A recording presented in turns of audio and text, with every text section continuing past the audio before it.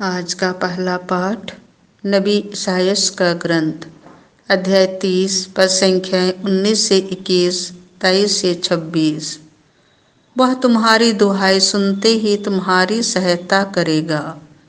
इस्राएल का परम पावन प्रभु ईश्वर यह कहता है, यरूशलेम में रहने वाली सियोन की प्रजा, अब से तुम लोगों को रोना नहीं पड़ेगा। प्रभु तुम पर अवश्य दया करेगा। वह तुम्हारी दुहाई सुनते ही तुम्हारी सहायता करेगा। प्रभु ने तुम्हें विपत्ति की रोटी खिलाई और दुख का जल पिलाया है, किंतु अब तुम्हें शिक्षा प्रदान करने वाला प्रभु अदृश्य नहीं रहेगा। तुम अपनी आँखों से उसके दर्शन करोगे। यदि तुम सन्मार्ग से दाएं या बाएं भटक जाओगे, तो तुम पीछे से यह वाणी अपने कानों से सुनोगे। सच्चा मार्ग यह है, इसी पर चलते रहो। वह तुम्हारे बोए हुए बीज को वर्षा प्रदान करेगा और तुम अपने खेतों की भरपूर उपज से पुष्टिदायक रोटी खाओगे। उस दिन तुम्हारे चौपाई विशाल चारागाहों में चरेंगे। खेत में काम करने वाले बैल और गधे सूप और डलिया से फटकी हुई नमक मिली हुई भूसी खाएंगे। महावद के दिन जब गढ़ तोड़ दिए जाएंगे, तो हर एक उतंग पर्वत और हर एक ऊंची पहाड़ी से उमड़ती हुई जलधाराएं फूट निकलेंगी।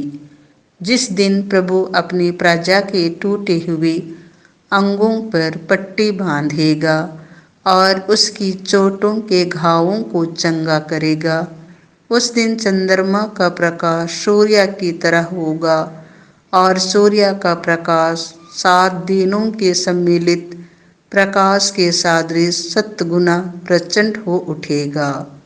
यह प्रभु की वाणी है। संत मत्ती के अनुसार पवित्र सुसमाचार अध्याय 9, 35, 10, 1, 5 से 8। लोगों को देखकर उन्हें उन पर तरस आया। यीशु सभागृहों में शिक्षा देते, राजा के सुसमाचार का प्रचार करते, हर तरह की बीमारी और दुर्बलता दूर करते हुए सब नगरों और गांवों में घूमते रहते थे। लोगों को देखकर यीशु को उन पर तरस आया, क्योंकि वे बिना चरवाहे की भेड़ों की तरह थके मांदे पड़े हुए थे। उन्होंने अपने शिष्यों से कहा, फसल तो बहुत है, परंतु मजदूर थोड़े हैं।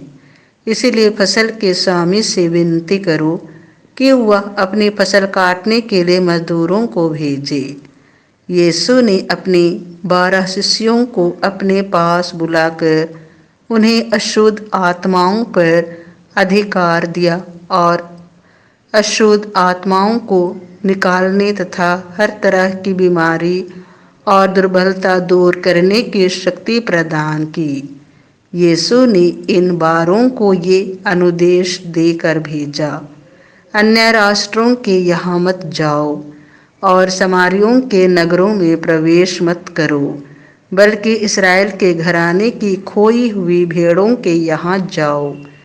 राह चलते यह उपदेश दिया करो, स्वर्ग का राज्य निकट आ गया है।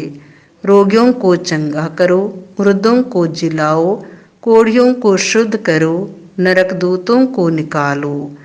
तुम्हें मुफ्त में मिला है, मुफ्त में दे दो। यह प्रभु का सुसमाचार है।